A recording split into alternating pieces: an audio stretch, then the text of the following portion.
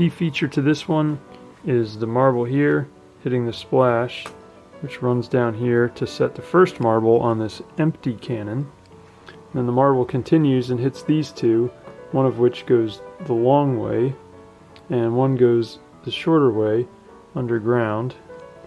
This one sets the second marble on the cannon, and this one, as it cascades down, becomes the one that launches the marble into the next part. So this is the really cool thing here. We've got a completely unset cannon. We've got a bunch of bridges and some other crazy stuff too.